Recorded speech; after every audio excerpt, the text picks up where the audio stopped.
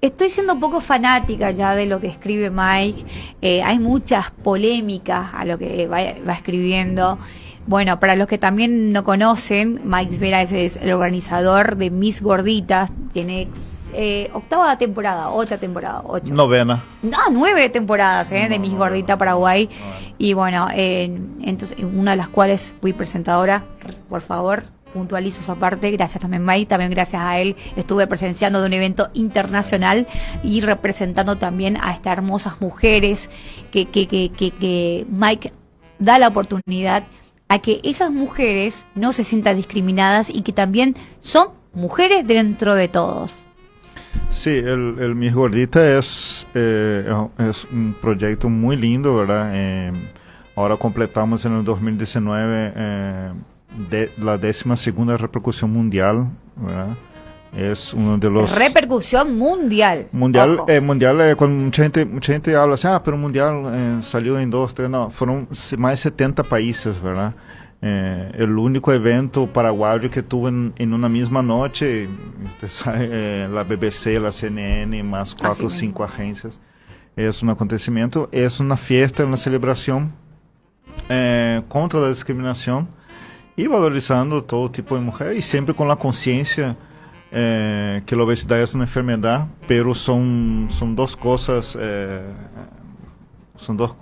que nosotros cuidamos bastante, el cuidado de la salud y la lucha contra la discriminación. Una cosa no anula la otra. Pero una lucha constante. Es una lucha constante. Las chicas tienen, desde que entran, ellas tienen total libertad para bajar de peso, o sea, no tienen esa obligación de mantenerse gorda.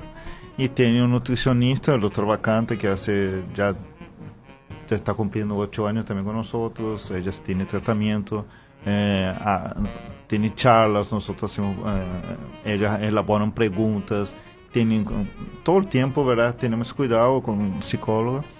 Y bueno, y el Miss Gordita nació de mi libro, ¿verdad? Era un texto, mucha gente pregunta, ¿por qué Miss Gordita, verdad? El Miss Gordita no quiere decir, las chicas son gordas, pero el nombre se llama Miss Gordita. Yo siempre digo eso, ¿verdad? Porque la gente, no, pero voy a decir Miss Gordita para ocultar que no, ellas son gordas. El problema es que el Gordita se llama un texto de mi libro, ¿verdad? De mi primer libro, se llamaba Las Gorditas. ¿Por qué? Porque el lenguaje de mi libro es coloquial. Trata de acercarse al pueblo y hablar de cosas que suceden. Entonces, Las Gorditas era un texto que hablaba de la discriminación que sufren las chicas con sobrepeso. Y bueno, después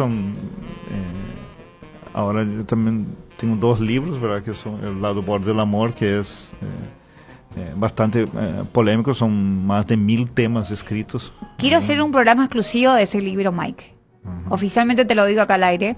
Y también, así como le decía también a mi amigo Isidro, sobre bioquímica también, pero también me interesa muchísimo sobre ese libro. Y como estamos un poco cortos, como te decía Mike, me gustaría saber un poquito, como estamos hablando de discriminación hacia las mujeres, en este caso de alto peso se le dice, o de alto... Sobrepeso y obesidad. Ahí está la palabra, es sobrepeso. Bueno, ¿te referías al maltrato físico y psicológico que han sufrido estas mujeres, Mike? Comentame un poquito sobre eso. Sí, el problema que hemos tenido, ¿verdad? Cuando las chicas se inscriben en el concurso, muchas veces ellas sufren acoso dentro de su propio ámbito familiar, ¿verdad? Y cómo ellas empiezan a maquillarse, a vestirse, a verse de otra manera que a lo mejor no estaban acostumbradas, ¿verdad? A mostrar toda su feminidad. Ellas empiezan a tener problemas con las exparejas, su exmarido, su exnovio, o la propia pareja, gente del entorno familiar, los compañeros de facultad, de trabajo ya le miran diferente, ¿verdad? Y la mega exposición que tiene el concurso lleva a eso también, a que ellas tengan que expresarse, ¿verdad? Entonces hemos tenido varios problemas y gracias a Dios también ellas han tenido más confianza en nosotros en denunciar, ¿verdad? Entonces solo este año fueron... Qué importante, la confianza. Solo este año fueron 3 denuncias, ¿verdad? Pero gravísimas, de de ex marido, por ejemplo, que le perseguía con A la machetillo, ¿verdad? Que estuvo a punto de matar. Entonces nosotros siempre lo que hacemos es, para hacer las cosas responsables, hacer la denuncia legal en la comisaría, en la fiscalía, ¿verdad? Entonces nosotros siempre tomamos eso es siempre importante, claro, todas las denuncias, porque hemos hecho en estos años miles de denuncias de discriminación también. Todas las denuncias, ¿verdad? Nosotros nunca tomamos a la ligera, no es que me digan, sabe que fue discriminado, no. Se tiene que hacer por la vía legal para que nosotros podamos, entonces, ahí sí, ser la voz de que interviene. Entonces, en un lapso de un mes tuvimos 3 casos de chicas que fueron avasalladas por su expareja, ¿verdad? Golpeada, estuvo a punto, una estuvo perseguida. Y vimos la dificultad también, aún haciendo la denuncia, con la presencia de la psicóloga que está junto, que es especialista en violencia de género. Ella también estuvo, porque hoy en día tenemos la ventaja de que, mucha gente no sabe que un tercero puede hacer la denuncia, ¿verdad? Entonces, sí, claro, cuando es puede, como puede intervenir, omisión de auxilio, es cuando uno no ayuda, ¿verdad? Sí, pero sí, es así, ¿no? Normalmente, claro, hoy en día también se pudo terminar con eso de que el problema de pareja no es un problema de pareja, ¿verdad? Es un problema de la sociedad. Entonces, claro, porque a represalias. Claro. Así mismo. ¿Cuándo mujeres callan? ¿Cuándo mujeres callan realmente? Claro, y también mucha gente hace denuncia y para qué es lo que voy a hacer si yo voy a volver otra vez, yo voy a quedar mal, ¿verdad? Pero esa denuncia constante se tiene que dejar, se tiene que hacer, porque al no hacer, nosotros tuvimos un caso de las chicas que hicimos la denuncia y su mamá le reprochó, ¿para qué lo que le hiciste? Ahora ya no te va a entregar más la plata que voy a estar recibiendo. ¿Entendés? Que era una miseria, ¿no? Eso es importante la parte legal también. Claro, y en el caso de los hijos, ¿verdad? Y encontramos sin ánimo de hacer propaganda ni nada, pero nos tocó, encontramos la Ciudad Mujer, ¿verdad? Que es un proyecto muy lindo, y ellos tienen todos esos mecanismos muy bien centralizados. Entonces, cuando se hace la denuncia, ya está ahí en la fiscalía, ya hay un sector. Escuchen, chicas, mujeres. Ya hay un sector que se encarga inmediatamente de solicitar la ayuda de la pensión sin necesidad de un juicio, porque la violencia, como en el caso de violencia nula, ya que tenga que estar llorando, no, ya le da el divorcio. La violencia doméstica ya puede otorgar el divorcio, ¿verdad? Entonces todo se hace, ellos, una parte más técnica, ¿verdad? Pero ellos hacen todo combinado en la Ciudad Mujer. Recomiendo a todas las personas que tengan, es fantástico, la gente tiene una respuesta rápida a ellos. Y tienen un albergue, así me comentaste. Bueno, ellos tienen eso para casos graves, para casos graves que no tienen, eso me comentaba toda la gente allá, la comisaria me comentaba que en casos de amenaza, porque por ejemplo, tem un caso en que la chica, que ahí eso también, ¿verdad? Porque el exmarido tenía una orden de restricción, pero la orden de restricción era al hogar, no a ella. Entonces, ¿qué pasaba? Él no podía acercarse, pero cuando ella salía, él le seguía, ¿entendés? Y entonces dieron una orden para que no se acerque. No. Tienes una orden diferente. No había que esperar. Entonces, en cuanto corría todo, la chica corría peligro de vida, porque en un momento el exmarido le siguió. Entonces, para esos casos fue que nos comentaron desde allá que en caso que no tenga familia o que la propia familia sea un problema, ellos tienen una casa de seguridad. Me invitaron incluso, en la casa de seguridad donde donde no tiene, la mujer es isolada, no tiene, sin celular, sin teléfono, sin nada, nadie sabe que ella va a estar ahí, y ella queda incomunicada para su protección, una casa de protección, ¿verdad? Que es algo muy bien para aquellas mujeres. Fíjate que es importante, interesante, pero una data bastante luz, le digo, un foco por decirlo así, para todas aquellas mujeres que no saben de repente dónde denunciar y de repente se sienten presionadas, se sienten amenazadas por alguien, porque indefensa, huérfana, y recurre, no sabe dónde recurrir, y recurre entonces a lo que Mike Veras estaba diciendo hace ratitos nada más. Bueno, así como también hay denuncias sobre casos de mujeres abusadas, de violencia intrafamiliar y demás cosas, también están denuncias falsas, en la cual me gustaría hablar un poquito con una persona que es la aplicada en este tema, que está justamente en línea, la ex fiscal y candidata a intendente de Lambaré, la señora Blanca Agüero. ¿Cómo estás, Blanca Agüero? ¿Cómo estás, doctora? Bienvenida. Bien, gracias. ¿Cómo estás, doctora? Gracias bien, por atendernos. Sí. Bueno, antes que nada, doctora, me gustaría saber un poquito sobre este tema. Estamos un poquito corto de tiempo, pero queríamos de repente tocar un poco y después en el próximo programa extenderlo un poco más. Y bueno, hablar sobre esto que es bastante preocupante también para muchos, porque injustamente paga un delito de repente que no cometió. ¿Qué es un delito en una denuncia falsa? Bueno, la modificación del artículo 229, que creo que están hablando del tema de violencia familiar, ¿verdad? Realmente es un artículo muy peligroso, en el sentido de que ya es catalogado como crimen por el artículo 13 del Código Penal, que establece que son crímenes todos los hechos punibles que superan los 5 años del marco penal.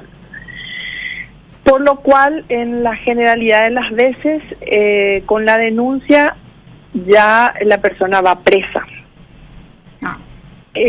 Y eso es algo muy, peligroso cuando se tiene eso que está llamando vos denuncia falsa.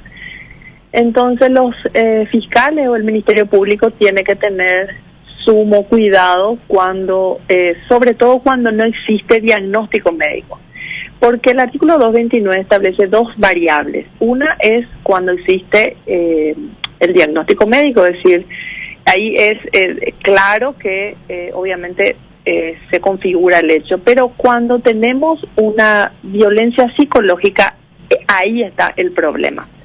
¿Por qué? Porque ¿quién saca esa información del daño psicológico? Solo un psicólogo. Ajá. El Ministerio Público tiene pocos psicólogos y recién para tener ese dato, aproximadamente 3 meses después de ocurrido de la noticia criminis, de la denuncia, es que se tiene esa información. Entonces el fiscal no puede de entrada, porque no tiene los elementos básicos para la imputación, no tiene esa herramienta más importante, entonces ahí está el problema. Y a veces sucede que, por ejemplo, las parejas están separadas y inclusive hay denuncias de abuso. Así mismo, sobre entonces, niños. Por los niños, sí. Entonces hay que tener mucho cuidado cuando la pareja está separada. Entonces, porque ¿quién le devuelve a esa persona el tiempo de cárcel? ¿Verdad? Eso no se puede reparar. Tal cual. Entonces se hicieron varios casos. Yo recuerdo perfectamente un caso cuando yo era fiscal.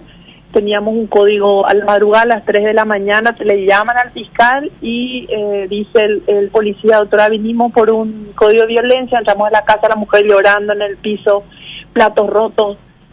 El hombre está en el cuarto encerrado y la mujer llorando con el hijo. Y bueno, detenerle, porque imagínense que fuera verdad, y bueno, y salimos de ahí y le mata. Entonces, las primeras horas va a ir preso y mañana temprano que venga y le escuchamos, ¿verdad? Entonces, ya hay una privación de libertad momentánea, ¿verdad?, que se tiene que analizar con el relato de la víctima. Viene esta persona y me dice: doctora, es cierto, yo tomé, pero sí tuvimos una discusión, pero esto no es así, y me expone el motivo por el cual. Me dice él, brevemente cuento esto, ¿verdad?, para analizar nomás lo grave que es, ¿no? Tal cual, sí. Me dice que esto ocurrió porque él encontró en el celular de la esposa una conversación hot con otra persona que era muy conocido de la familia, era su compadre. A la pucha. Entonces, que sí, él se puso bravo, tuvieron una discusión, se fue a comprar unas botellas de cerveza y tomó en su casa. Entonces ella se puso también nerviosa porque le revisó el celular, etcétera, y la que tiró los platos y el vaso era ella. Bueno, viene ella a la oficina, entonces yo le mando no a la comisaría, el fiscal tiene que tomar una decisión esa mañana. Entonces le hablo con ella y ella me dice que eso no es de ahora, que es de hace mucho tiempo, no había ningún diagnóstico, nada, sino era violencia, así como dice antes, psicológica supuestamente. Y entonces yo le pido el celular, no me da, le saco el celular porque era evidencia en ese momento para mí. Y no me quiere dar la clave, hasta que habló con su abogada, me dio la clave y efectivamente era en realidad una conversación, más que conversación, eran fotos, hot bastante, ¿verdad? Tal cual como le decía.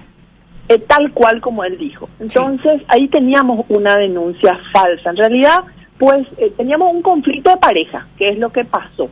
El hecho punible de violencia familiar es un hecho punible unilateral. ¿Qué quiere decir eso? Que solamente uno es el que agrede y el otro soporta. Cuando los dos agreden, ya no se desvanece, digamos, el tipo penal, y lo que tenemos es un conflicto de pareja que no tiene relevancia penal. Entonces ellos tienen que irse a consejeros o separarse, o etcétera, pero no tiene que tener la entidad o, digamos, relevancia penal. Bueno, fue así que eso ocurrió. Si yo no hubiera revisado el teléfono y hubiera tomado una decisión rápida, él estaría preso y eso sería un injusto. Entonces hay que tener mucho cuidado con esas cosas, ¿verdad? Es una ley bastante delicada. Lastimosamente hoy, doctora, se mal utiliza la ley, se mal utiliza el derecho. Porque justamente, como decías, así como también hay denuncias que sí son ciertas y hay denuncias que son falsas, ¿verdad? Sí. Así como también hoy justamente, normalmente está a la moda. ¿Por qué a la moda? Porque todos vemos en la tele, todos escuchamos en la radio, todos leemos en el diario que hay más violencia intrafamiliar en cuanto a mujeres, contra mujeres, y que no sabemos el trasfondo. Hoy nos comentás una anécdota donde hubo una persona inocente, que en este caso es hombre. Sí, lo que pasa es que este es un tema cultural. Hay muchos casos de violencia contra el varón, pero por la cultura nuestra, el machismo aquí, entonces el varón directamente no denuncia. Prefiere callar, claro, pasar por la vergüenza de la denuncia. Entonces, y ustedes si se pueden fijar en las estadísticas, la elevación del marco penal del artículo 229 no mejoró para nada la estadística, en el sentido de que por eso se dejó de delinquir en el tema de violencia. No. ¿Por qué? Porque es un tema cultural y los temas culturales siempre llevan un proceso. Y acá lo que hay que enfocarse, a mi parecer, es en el tema educativo.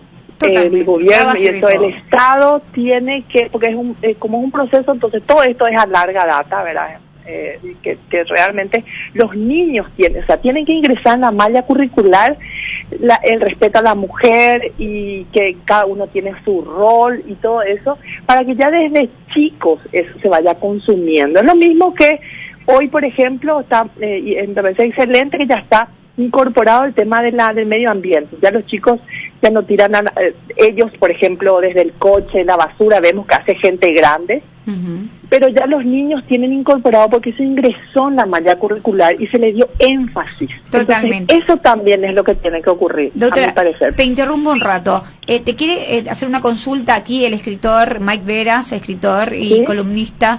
Te doy la palabra y luego cerramos con esto. Hola, doctora, ¿qué tal? Buena. Sí, le hago una consulta. Hoy en día, como usted dijo, con la última ley desaprobada no redujo en absolutamente nada, incluso hubo un incremento en el último año de asesinatos en el caso de llamado feminicidio, ¿verdad?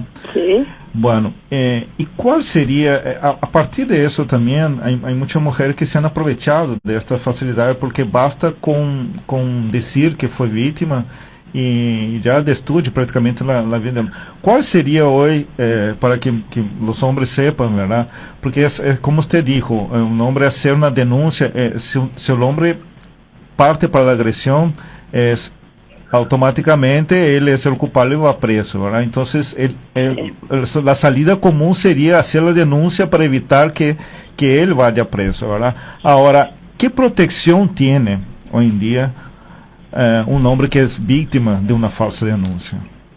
Lo que yo suelo ver y que son errores es que, por ejemplo, no declaran. Cuando son detenidos y ellos tienen mucho que contar, lo primero que hacen es abstenerse. Y eso es un error, porque si la denuncia es falsa, la declaración indagatoria es el medio de defensa en el cual tiene la oportunidad de contar su parte de la historia. Y eso es importante porque el fiscal no puede adivinar lo que está aconteciendo. Entonces depende mucho pero a veces por eso digo que como el varón, que acá tenemos una cultura muy machista y el varón prefiere irse preso que decir que él es víctima. Entonces por orgullo. Tiene vergüenza. Sí, claro, es una vergüenza, claro. Entonces yo tuve un solo caso en 24 años en el cargo. Un solo caso en San Lorenzo, recuerdo, de un hombre que denunció que él era víctima de violencia. Y verdaderamente él era víctima. Pero doctora, hoy se ríen de los hombres cuando hacen su denuncia contra sus respectivas parejas.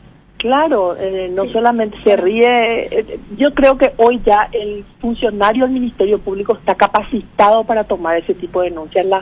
El que no está preparado es, digamos, la sociedad no está preparada para eso. Claro. Y entonces es difícil. Porque también han aumentado, aunque él pueda tener vergüenza,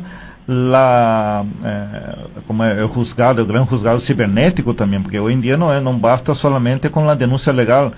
Muchas mujeres ya le acusan en las redes sociales y ya pierde trabajo. O sea, los daños, él puede incluso ganar en un juicio más adelante, pero los daños ya fueron hechos, ¿verdad? Sí, los daños ya fueron hechos. Por eso es que tiene que tener un buen asesoramiento y sobre todo recomiendo que esa persona hable con el fiscal. A veces, como a mí me pasó varias veces, dice, yo no voy a declarar nada por escrito, pero yo solamente quiero que usted sepa la verdad. Eso no voy a contar por escrito, porque prefiero irme preso. Muy buena recomendación. Entonces, pero tiene que hablar con el fiscal. El fiscal es una persona que tiene que oírle. Y él exige. Está. También hay fiscales, doctoras, que de repente ya directamente no escucha a lo que sea sexo masculino. Sí, pero hay que hacer ese esfuerzo, porque nadie le puede negar, y eso es importante, los derechos del hombre también, de toda persona, ¿verdad? Así mismo, la igualdad. Realmente el fiscal es una persona muy ocupada, realmente está de turno, tiene, por ejemplo, 18 detenidos y no tiene el tiempo para escuchar, pero sí es importante cuando hay una detención y él exige que sea oído por el propio fiscal, no es lo mismo que el asistente le escuche que le escuche el fiscal. Total. Entonces nadie le va a negar eso, ¿verdad? Genial. Pero el hombre tiene que saber. Doctora, realmente quisiera extenderlo más, lastimosamente el tiempo se nos va, pero podríamos reagendar esto, porque es un tema bastante importante y un tema que incumbe a muchos, y es un tema del momento tanto también como lo que es otro tema como es violencia, abusos y demás, y este tema de la denuncia falsa. Es importante saber a dónde acudir y asesorarnos. Doctora, te agradezco muchísimo por la comunicación y ¿te parece si rehablamos otra vez el jueves? Sí, cómo no. Genial. Agradezco tu tiempo, doctora, muchísimas gracias. La doctora Blanca Agüero es ex fiscal, 24 años de fiscal,